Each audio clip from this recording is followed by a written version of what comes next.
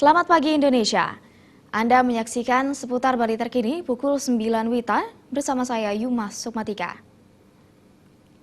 Komisi Pemberantasan Korupsi atau KPK mendorong seluruh partai politik di Indonesia mengadakan sekolah anti korupsi bagi setiap anggota dan kader partai politik tersebut. Hal ini disambut baik oleh kader Partai Golkar Badung yang juga Ketua Komisi 1 DPRD Badung, Wayan Suyase.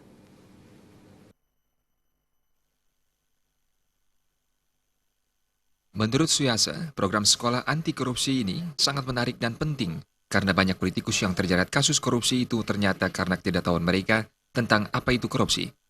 Minimal setelah ikut kegiatan ini, mereka tahu perbuatan mana yang tergolong korupsi. Sekolah anti korupsi ini juga bisa sebagai upaya pencegahan awal agar kader tidak terjerat tindak pidana korupsi. Lembaga yang kita hormati, artinya selama ini mungkin melihat banyaknya tokoh-tokoh politik ataupun pengurus-pengurus partai politik dan kader-kader partai politik yang duduk baik di eksekutif, legislatif terjerat kasus hukum.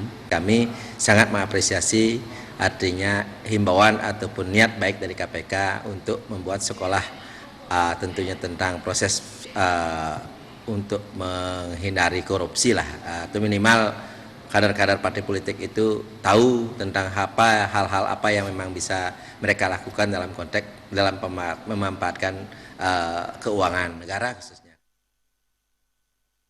Ditambahkannya, sekolah anti korupsi ini merupakan etikat baik dari KPK agar para kader mengetahui situasi kondisi sebagai kader terbawah di tingkat kabupaten selalu mengikuti apa yang diinstruksikan DPP. Selama ini menurutnya, eksekutif dan legislatif dalam melaksanakan pemerintahan sangat berat. Selama ini telah banyak regulasi aturan yang banyak dan timpang tindih, bahkan terkadang karena kesalahan administrasi, penyelenggara pemerintahan pun bisa terjerat kasus korupsi. Anggara Tanah, Bali TV. Ikuti seputar Bali terkini 1 jam mendatang. Selamat pagi dan sampai jumpa. Salam Indonesia.